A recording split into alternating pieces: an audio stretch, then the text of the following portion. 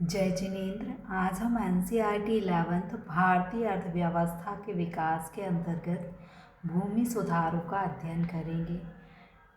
जब भारत अंग्रेजों से आज़ाद हुआ था तो सबसे बड़ी चुनौती भूमि सुधार की थी। क्वेश्चन में आपसे पूछा गया है कि भूमि सुधार की आवश्यकता क्यों अनुभव की गई। तो पहला है कृषि क्षेत्र में व्याप्त शोषण को समाप्त करने के लिए। आपको ये ज्ञात है कि अंग्रेज़ों के समय जो कृषि क्षेत्र था उसमें जो ज़मींदार होता था वो किसानों का शोषण करता था, उन्हें से लगान अधिक वसूल करता था और उन्हें उसे निश्चित तिथि को लगान जमा करना होता था, चाहे उत्पादन हो या ना हो उसे तो लगान देना पड़ता था, नहीं तो उसकी ज़मींदारी छिन जाती थी। तो वो किसी भी तरीके से जो कृषक होते थे उनका शोषण कर कर उनसे लगान को वसूल करता था। अब दूसरा है मध्यस्थों का उन्मूलन। मध्यस्थ कौन थे? ये जो जमींदार थे यही क्या थे? मध्यस्थ थे। ये जो है किसान से लगान अधिक वसूल करते थे और उसको सरकार को जमा करते थे। तो इन मध्यस्थों के उन्मूलन के लिए उन्मूलन मीन्स इन्हें हटाने के लिए भूमि सुधार कार्यक्रम प्रारंभ किए गए। कृषि में समानता लाने के लिए, कृषि में समानता लाने यानी कृषि में दो वर्ग थे, एक तो जो था वो उच्च वर्ग था और दूसरे जो किसान थे वो निम्न वर्ग के थे। तो इन सभी को एक समान लाने के लिए भूमि सुधार कार्यक्रम को लाना आवश्यक था। अब भूमि सुधार के प्रकार, भूमि सुधार के लिए सरकार ने क्या क्या किया। पहला है चकबंदी। चकबंदी का अर्थ होता है कि यदि किसी गांव में एक खेत है एक और उस व्यक्ति के दो बच्चे हैं तो वो दो भागों में बंट जाएगा, फिर दो के दो और दो बच्चे हैं तो वो चार भागों में बंट जाएगा। इस तरह से यदि खेत बढ़ता रहा तो खेत जो है उसकी जोत खेती के योग्य नहीं बचेगी, छोटी छोटी। तो इन छोटी छोटी जोतों को जोड़कर एक बड़ा प्लांट बनाना क्या कहलाता है? चकबंदी कहलाता है। इन सबको जोड़कर एक बड़ा प्लांट बनाना जिस पर की खेती की जा सके उसे हम क्या कहेंगे? चकबंदी। और भविष्य में इसको विभक्त करना संभव नहीं होना। फिर है सहकारी खेती। सहकारी खेती का अर्थ है कि यदि ये चार खेत हैं, इनमें अलग अलग किसान खेती करेगा तो उसे लागत अधिक आएगी, क्योंकि सभी अलग अलग कच्चा माल, खाद, बीज, उर्वरक खरीदेंगे, बेचने की व्यवस्था करेंगे। यदि ये सभी किसान मिलकर खेती करेंगे तो कृषि आगत इन्हें सस्ते में उपलब्ध हो पाएगी और ये बेचने में भाव ताव भी अच्छे से कर सकेंगे, महंगे मूल्य पर बेच सकेंगे। तो सहकारी खेती जो है उसके द्वारा जो कृषक हैं उनकी स्थिति को सुधारा जा सकता है। तो इसे एक भूमि सुधार के प्रकार के रूप में देखा गया। मध्यस्थों का उन्मूलन। आपको ज्ञात है कि मध्यस्थ अर्थात जो किसान था और जो किसान और सरकार, इन दोनों के बीच में जमींदार था और ये जमींदार जो है वो कृषकों का शोषण करता था, लगान वसूल करता था और सरकार को जमा करता था। तो इस शोषण से किसानों को बचाने के लिए भूमि सुधार कार्यक्रम प्रारंभ किए गए। अगला है आपका भूमि की अधिकतम सीमा निर्धारित करना।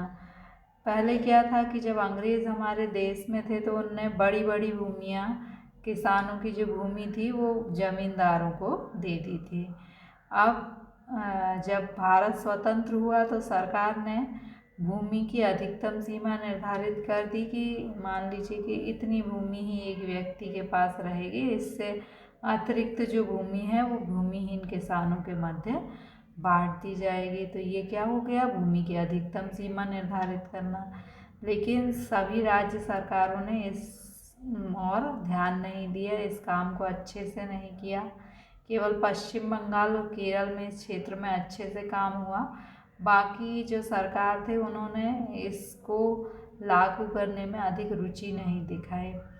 फिर आर्थिक सहायता प्रदान करना। अब जो बड़े किसान थे उन्होंने तो हरित क्रांति का लाभ ले लिया, लेकिन जो छोटे छोटे किसान जिनके पास की हरित क्रांति के लिए खाद, बीज, उर्वरक, रासायनिक जो आगतें थी वे नहीं थी, वे तो हरित क्रांति का लाभ नहीं ले पाए। तो सरकार ने आर्थिक सहायता प्रदान करके उन्हें खाद, बीज और उर्वरक प्रदान किए और इस प्रकार से भूमि सुधार कार्यक्रम का क्रियान्वयन किया गया। अब आपको ये लग रहा होगा कि ये तो इतना बड़ा क्वेश्चन है, हम कैसे याद करेंगे। तो ये आपको याद करने की ज़रूरत नहीं, ये तो कॉन्सेप्ट है, इसमें से ऑब्जेक्टिव आएंगे तो आपको ये कॉन्सेप्ट याद रखना है। फिर इससे रिलेटेड कोई भी ऑब्जेक्टिव आएगा, जैसे कि भूमि सुधार की आवश्यकता की ये 3 स्टेटमेंट के साथ एक आध स्टेटमेंट और जोड़ देंगे तो आपको निम्नलिखित में से कौन सी गलत है तो आपको वो पहचान सकते हैं। भूमि सुधार के प्रकार कौन कौन से हैं, तो इनमें से 2 या 3 दे देंगे और फिर कह देंगे उपरोक्त सभी, या एक कोई अलग दे देंगे, इनमें से कौन सा नहीं है। तो आपको केवल ये समझना है ऑब्जेक्टिव की दृष्टि से। Explain the need and types of land reform implemented in agriculture sector. Means agriculture sector में जो लैंड रिफॉर्म हुए थे, भूमि सुधार हुए थे, उनकी क्या आवश्यकता थी और उनके क्या टाइप थे। सबसे पहले हम उनकी नीड देखते हैं कि उनकी आवश्यकता क्या थी। फर्स्ट है लैंड टेन्योर सिस्टम, सेकेंड है seize of land holding, means जो लैंड होल्डिंग थी उसको क्या करना, सीज कर देना कि इतनी भूमि से अधिक भूमि कोई व्यक्ति ग्रहण नहीं कर सकता, इससे अधिक भूमि होगी तो वह भूमिहीन किसान जो होंगे उनको बांट दी जाएगी। फिर लैंड टेन्योर सिस्टम, यानी जो ज़मींदार होते थे वो जमा करते थे लैंड का रेवेन्यू, उस टेन्योर सिस्टम को क्या किया गया, स्वतंत्रता के बाद समाप्त कर दिया गया। लैक ऑफ इनोवेटिव, मतलब जब हमारे भूमि सुधार की आवश्यकता इसलिए थी क्योंकि जो खेती थी उसमें इनोवेशन नहीं किया जा रहा था, किसी भी प्रकार के नए कार्य को करने के लिए प्रोत्साहन जो था उसका अभाव था।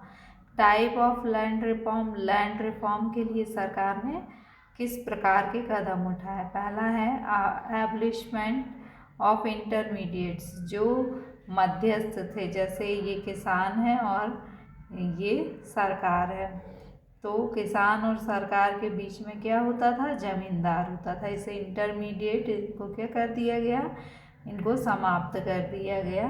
सीधे किसान जो है वो सरकार को टैक्स देने लगा।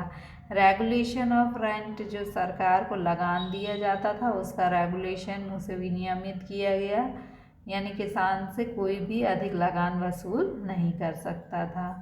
कॉन्सोलिडेट ऑफ होल्डिंग, जो होल्डिंग थी उसको कॉन्सोलिडेट किया गया। Okay, thank you.